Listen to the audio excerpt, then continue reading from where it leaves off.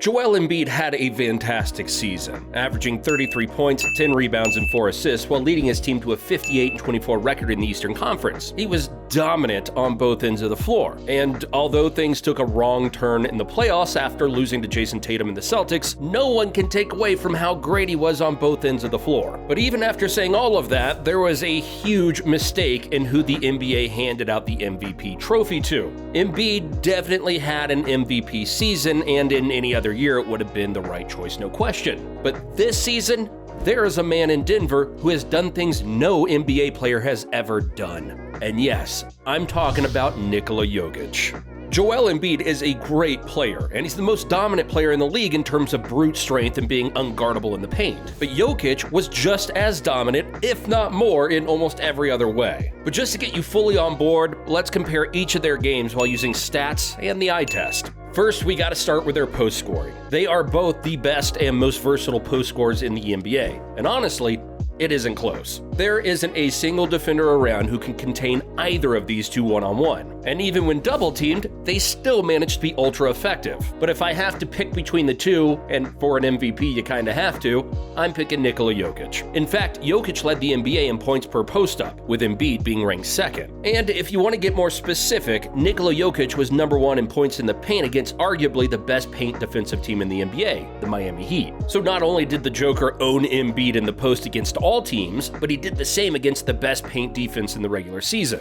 His touch around the rim is the best we've ever seen from a center. And sure, Akeem Abdul-Jabbar is in that same conversation, of course. Consistently making a skyhook requires insane levels of touch. And we can't forget about Akeem or Tim Duncan, who had great touch as well. But none of them show touch quite like the Joker. He makes certain shots around the rim that just make you shake your head, because he makes shots from all different weird angles, falling away, leading to the side, or shooting a floater with a very high arc over multiple defenders without breaking a sweat. And when it comes to footwork in the post, Embiid and Jokic are both among the greats in this category as well. They both weigh over 280 pounds, yet still move as swiftly as a smaller wing player. It is truly a joy to watch. Euro steps and drop steps go to Embiid, but when it comes to utilizing the pivot foot and being able to spin effortlessly while maintaining balance, that goes to Joker, and it's not even close. He has so many different post moves in his arsenal that he consistently uses on a nightly basis, even against the best defenders. If you want to get an idea of just how brilliant he is in the post, here's what Charles Barkley had to say recently.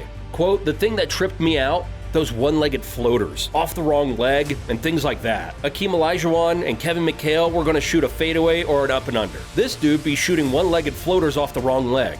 And yeah, Chuck's right. His unorthodox style of play is insane to watch. So that's how Jokic dominates in the post better than Embiid. Both are great at getting buckets inside, but we'll give the edge to the two-time MVP. Now, let's compare their rebounding ability. Here, Nikola Jokic wins again, easily. Jokic finished second in defensive rebounding and was ahead of Embiid in offensive rebounding as well. I'm sure everyone knows Jokic is a great rebounder by now, but the way he's able to hustle to get boards as a player who isn't very athletically gifted is impressive. But of course, we need to talk about Jokic's best attribute, his passing. I think we can all agree he's the best passing center in NBA history, and he even has an argument for being the best passer in today's NBA. While LeBron James, James Harden, Trae Young, and Tyrese Halliburton are elite and unreal facilitators, Nikola Jokic is maybe the most versatile out of all of them. I know that's a pretty bold claim, but he can run an offense just like they can, whether that be bringing the ball up the court and getting into plays and sets, being the ball handler in the pick and roll and delivering perfect passes to a shooter or the roll man, or dropping dimes in transition. He simply does it all. The only difference is he's 280 pounds and 7 foot tall. It's sort of like this. When you think of the best mid-range scorers, you think of DeMar DeRozan, Kevin Durant, Devin Booker, Brandon Ingram, Kawhi Leonard, or even Bradley Beal. But if you needed one mid-range shot to win a game, who are you trusting to get the best look? I bet at least 98% of you would choose Kevin Durant. All of those other mid-range assassins are just as deadly, but when push comes to shove, I would rather have the guy who's taller and can get the easiest shot, even though Booker and DeRozan are just as effective. And that's my argument for Jokic being the best passer in basketball. His height allows him to tower over defenses and seek out mismatches, baseline cutters, or open shooters without any problem. Basically, LeBron James but slightly better. Jokic runs the Nuggets' entire offense. He is the offense, actually. Everything runs through him, whether he's scoring or passing the ball. What separates him from other big men superstars is that he has a major impact on every single possession. He's either getting a rebound, getting the assist, making the shot, or setting a great screen. That's why when it comes to total impact,